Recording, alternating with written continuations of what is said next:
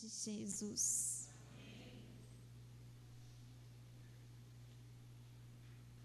Que poder que há nas palavras, né? Nós oramos agora pela Coreia e eu queria que você soubesse que os seus olhos verão os frutos dessa oração. Viu? O Senhor, Ele te fez, Ele nos fez, Ele fez tudo com o poder da palavra.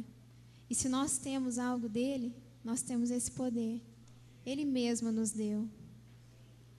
Culto de missões é culto de meditação, é culto de nos avaliarmos, que a gente vê tanta perseguição, tanta luta para servir um Deus, que para nós aqui está tão acessível, tão fácil, mas às vezes tão difícil de entrar no coração, de entrar na vida de uma pessoa, porque nós somos fechados, nós somos difíceis.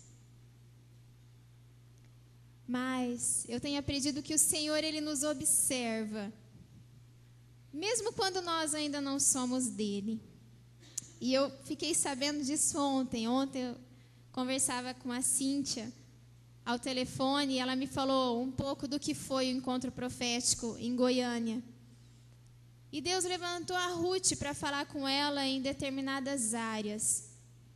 E o Senhor deu uma bronca nela e falou assim: olha, quando você for falar da sua conversão, não fala quando o Senhor me alcançou, porque eu te observava, muito antes de você me conhecer.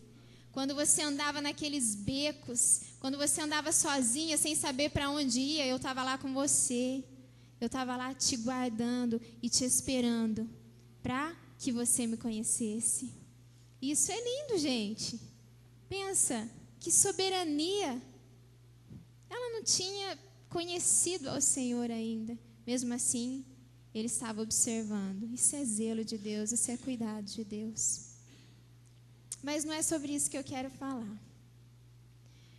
E eu queria falar sobre algo que contradiz tudo que você possa ouvir em termos motivacionais. Se você pegar uma palestra, se você pegar uma ministração, ela vai te dizer assim: prossiga, vá avante, não pare. E hoje, se essa ministração pudesse ser um tema, ela seria: pare, olhe para trás, olhe para trás. Não caminhe, olhe para trás. Olhe para a sua vida. E assim como eu falei essa manhã, nós estamos vivendo tempos difíceis, tempos que antecedem, quer você queira acreditar ou não, a volta de Jesus. Os dias são rápidos. Você não vê o tempo passar. De repente você acorda, é horário de almoço, seu dia repleto de atividade, repleto de tarefas. Não é comigo isso, é com todos nós. Todos nós vivemos uma vida que estafa, que cansa, que tira a motivação, que nos suga, que tira a nossa empolgação, a nossa alegria, que tira às vezes até um pouquinho de Deus de nós. E de repente, se você é cristão, é assim como eu disse, nós temos muitos hábitos noturnos, sempre tem reunião, sempre tem culto, sempre tem alguma visita, alguma coisa para fazer, então você fica mais cansado ainda. Mas isso não é comigo, não é com você, isso é com todos nós que vivemos nesses dias, que vivemos nesses tempos. Mas a palavra do Senhor, ela nos diz para nós não tomarmos a forma desse mundo, para nós não nos conformarmos com isso. Porque se você for avaliar, o seu dia, ele pode ser super agitado, mas os nossos dias estão cada vez mais sem conteúdo. Atividades superficiais, que às vezes nem dão retorno, só te cansam, só tomam o seu tempo verdadeiramente. nos faz perder tempo. Essa é a verdade. Essa é a verdade. A nossa cabeça, ela não consegue acompanhar mais a tecnologia. Eu lembro que eu era pequenininha e minha mãe sempre falava assim para mim, ó, você não me deixa esquecer disso. Desde pequena, você não me deixa esquecer, você me lembra. E hoje, com 30 anos, eu sei que isso não é só um problema meu, mas a dificuldade de fixar e de acompanhar as informações, ela é notória. Né? Eu tenho um programa baixado no meu computador que chama Tecnobyte. É um programa de lembrete. E o nível de esquecimento, tamanha a demanda de atividade é tão grande que, de repente, eu acabo de falar com um cliente. Ele fala, me liga daqui 15, 20 minutos. Eu tenho que colocar lá, ligar para fulano daqui 20 minutos. Porque vai passar 20 minutos, eu não vou me lembrar quem é, de onde é e o que eu tenho que falar com ele. E essa é a nossa cabeça, essa é a vida que a gente leva. Essa é a vida que todos nós temos vivido. Os dias são os mesmos. Nós estamos vivendo como igreja dias maus. Dias que tentam nos sucumbir como cristãos. Mas eu quero dizer para você que existe um lugar de descanso em Deus. Só em Deus. Porque de repente, você pode tomar um remedinho, e você pode deitar mais cedo, e você fala, eu vou descansar. Só que no outro dia, você acorda do mesmo jeito, cansado, estafado. E aí a gente consegue entender a simplicidade do Evangelho. E a gente volta a coisas tão simples que o Senhor falou. Quem não se lembra daquele versículo, até mesmo antes de vir para uma igreja evangélica, que fala muito mais da palavra de Deus, que fala, vinde a mim, todos vós que estáis cansados e sobrecarregados, e eu vos aliviarei. E assim como eu falei de manhã, cansaço de cristão só se cura no altar. Você só descansa quando você descansa em Deus. Você só se recupera quando você se recupera em Deus, no altar. Você pode dormir 2 dias seguidos. Você pode tomar Anador, Tilenol, Dorflex, que o seu cansaço não vai passar. Por quê? Porque o Senhor já sabia que nós estaríamos vivendo esses dias difíceis, esses dias tristes. E a minha intenção nessa noite é te fazer voltar. Eu sei que na grande maioria aqui nós estamos em pessoas que já tiveram um encontro com o Senhor, em pessoas que já aceitaram o Senhor Jesus como seu Senhor e seu Salvador. De repente você ainda não teve uma experiência com Deus, mas eu sei que assim como eu falei que o Senhor observava a Cíntia antes mesmo dela vir conhecê-lo, eu sei que o Senhor tem reservado uma experiência para cada um. Mas eu queria te fazer voltar ao seu primeiro amor. Nós estamos falando de amor, nós estamos falando de missões, é culto de missões.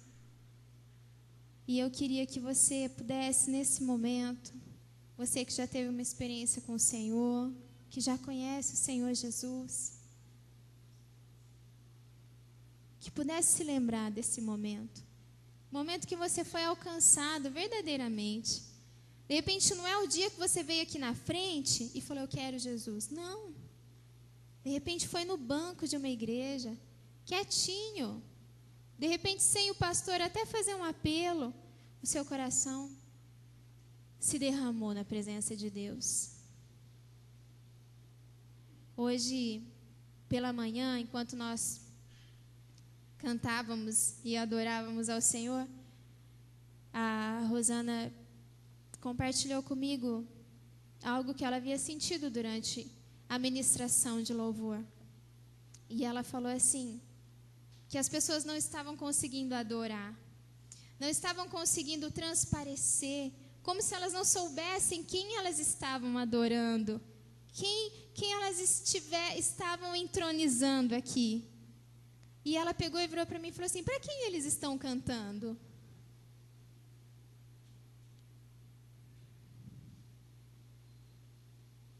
Nós acabamos de sair de um período de louvor. E para quem você cantou todas essas canções? Foi para o Senhor? Às vezes a gente faz tanta coisa da boca para fora, né? Sem realmente viver, sem realmente ser. Mas eu queria falar um negócio para você. Deus não está preocupado com o que você faz. O que você faz é muito importante. Falei aqui pela manhã, glória a Deus, nós temos uma igreja saudável, cheia de ministérios. O Senhor encheu essa casa de líderes, pessoas que amam ao Senhor. Mas o Senhor não está preocupado com o que você faz. O Senhor está preocupado com o que você é. Com o que você é. Porque se você não for, do que vale você fazer? As coisas perdem o sentido. Mas se você é, o Senhor te usa e o Senhor faz.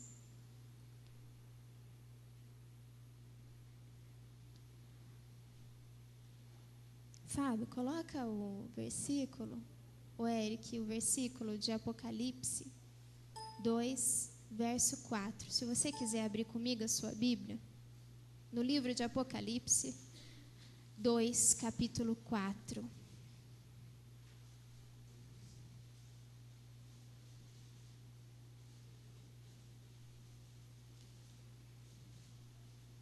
Sabe, Jesus é um caminho sem volta. Você que teve uma experiência com Deus, não adianta, querido. Quero ser bem realista com você. Você pode até tentar viver como você vivia antes, mas você não vai conseguir. Porque Jesus, ele é divisor de águas. Não dá, depois que você conhece ele, você não consegue retroceder. Não dá para voltar atrás. Só que você precisa entender, eu preciso entender, que a minha vida, ela é consequência das nossas escolhas. Quem já assistiu aquele filme Efeito Borboleta? A gente assistiu, né, Fábio? O último não é tão bom, mas nós assistimos esse filme.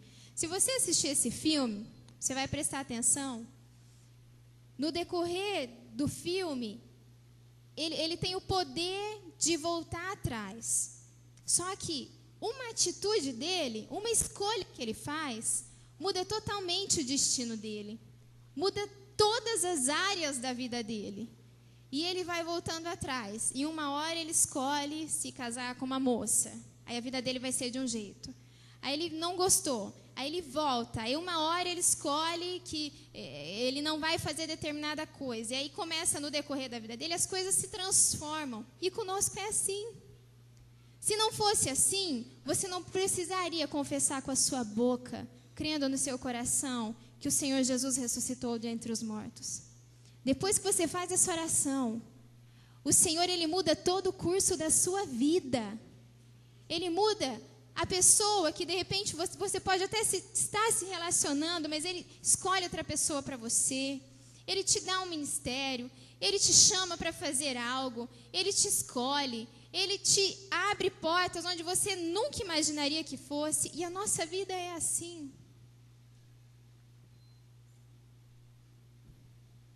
E como que nós temos feito as nossas escolhas? Como que nós temos vivido os nossos dias diante de Deus ou longe dele? Porque de repente longe dele você escolhe algo que não é da vontade dele, é da sua. Longe dele nós erramos. E o Senhor nos chama para ter um relacionamento íntimo com ele. E eu estava lendo Apocalipse. E eu li o verso 4 do capítulo 2.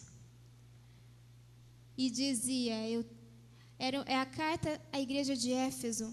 E o Senhor, ele faz vários elogios a essa igreja. Só que no verso 4 ele diz assim: eu tenho contra ti que você abandonou o primeiro amor. E na minha Bíblia, NVI, ela fala de uma forma muito mais forte, porque o Senhor, ele fala assim: você não me ama como no princípio. E eu vi o próprio Deus falando para mim: Patrícia, você não me ama como no princípio. E assim como eu falei no começo dos nossos dias cheios de atividade, cheios de conteúdo, queridos, você pode estar na igreja, cheio de atividade, mas você tem feito isso para quem? Você tem amado ao Senhor como desde o princípio?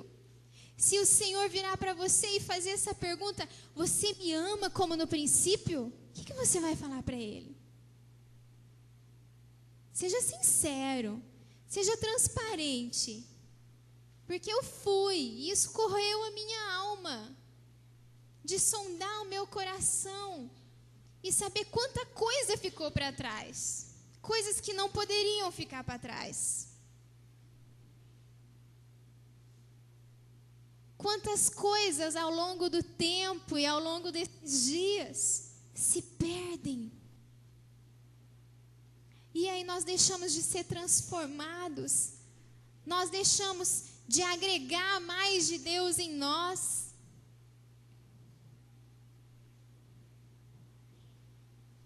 E aí vira meramente atividade. O que jamais poderia acontecer, acontece. Ou senão você morre.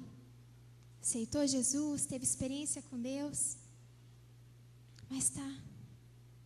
Primeiro amor passou.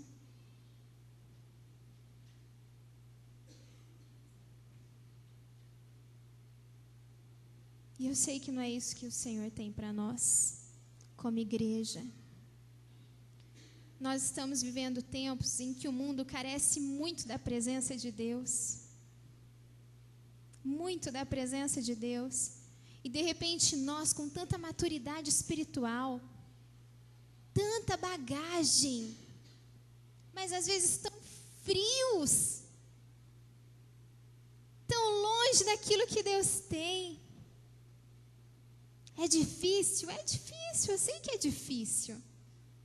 Mas a palavra do Senhor diz: buscar o Senhor enquanto se pode achar. Invocai-o enquanto Ele está perto. Enquanto nós podemos achar. Eu sei que não é fácil para você dedicar 1 hora, meia hora, 2 horas do seu dia em oração. Mas eu quero te dizer que é preciso. Eu disse isso para mim na frente do espelho: é preciso. É uma das coisas mais importantes que nós precisamos fazer na nossa vida. É estar em comunhão com Deus. É caminhar em crescimento. É caminhar em direção a algo. Um pastor que falou de Jesus para mim quando eu me converti, ele disse assim: Patrícia, você nunca perde por buscar a Deus, porque as pessoas que não o buscam em uma hora de dificuldade ou em uma hora de dor, ela busca a ajuda daqueles que buscam a Deus. E você sempre vai ser canal para transbordar a glória de Deus. E não vale a pena. Não vale a pena nós que conhecemos viver longe desse Deus, viver longe desse amor, viver longe do primeiro amor, das primeiras obras. Olha, Deus fala: você não me ama como antes, vê onde você caiu e volta às primeiras obras.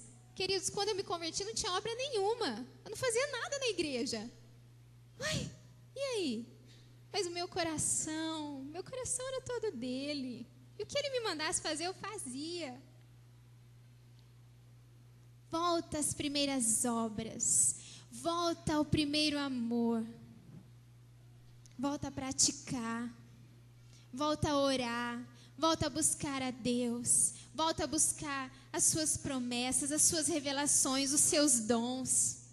Os seus dons. Tem pessoas que pararam no meio da caminhada. E hoje nós vemos tantas pessoas desacreditadas do Evangelho do Senhor por mau testemunho. O mundo vai formando na cabeça dessa pessoa a sua forma. E aí, de repente, você perde as características de Deus, você perde o amor, você perde a misericórdia, você perde a compaixão. E aí, me fala o seguinte: que cristão que é você? Que cristão que sou eu sem as características de Deus? Porque cristão é aquele que segue. Eu estou seguindo quem se eu não me pareço com Ele? Eu estou fazendo o que em uma igreja se eu não o busco? De que vale? De que vale uma vida de máscara? De que vale as pessoas acharem que eu sou algo que eu não sou? Eu estou enganando a quem? Não faz sentido. E o pior, ou o melhor, glória a Deus, que eu me lembrei nesse momento, de uma das últimas pregações da Paty, em que ela falou de um livrinho que falava: o céu é real. O céu é real. O céu é real. Mas para onde nós temos caminhado? Para onde nós temos ido? As nossas atitudes hoje nos levam para o céu? O seu comportamento hoje te leva para o céu? Ou te leva para o inferno?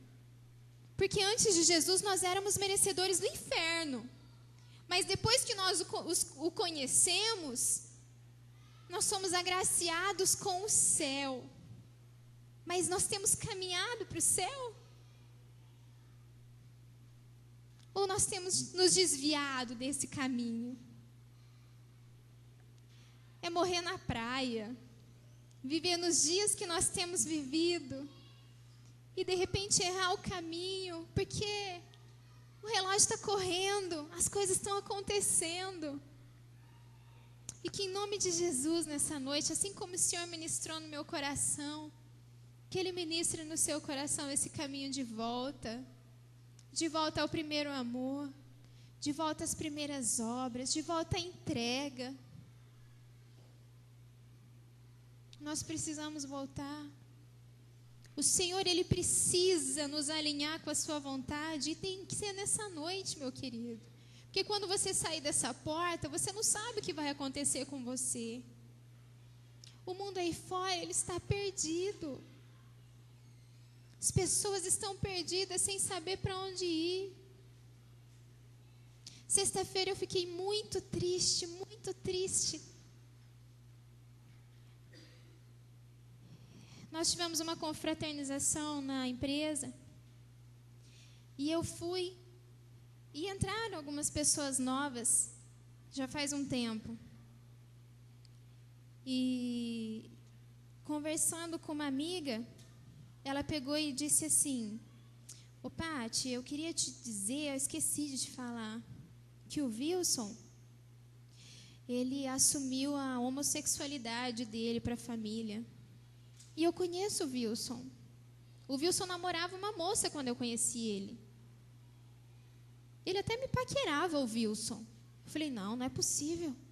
É verdade. Ué, mas como isso? Aconteceu. Mas Gê, você não tem noção do que você está me falando? Ela falou: Paty, normal. Eu falei: normal o quê? Para você é normal, para mim não é normal. Mas 3 pessoas, um jovenzinho que entrou na parte de cotação, ela falou assim: olha, o fulano, ele também é homossexual. Eu falei: não, não é. É, Paty, ele estava namorando uma moça, agora ele está namorando um moço. Eu falei: Jesus Cristo de Nazaré, eu não posso estar trabalhando aqui, como que eu não percebi? Aí eu fiquei me culpando, eu falei: Deus, eu estou aqui, me usa. Não conhece, não te conhece. Eu fiquei mal com aquilo, porque eu vi o reflexo do mundo destruindo as pessoas. E aí eu me cobro, porque eu carrego Deus dentro de mim.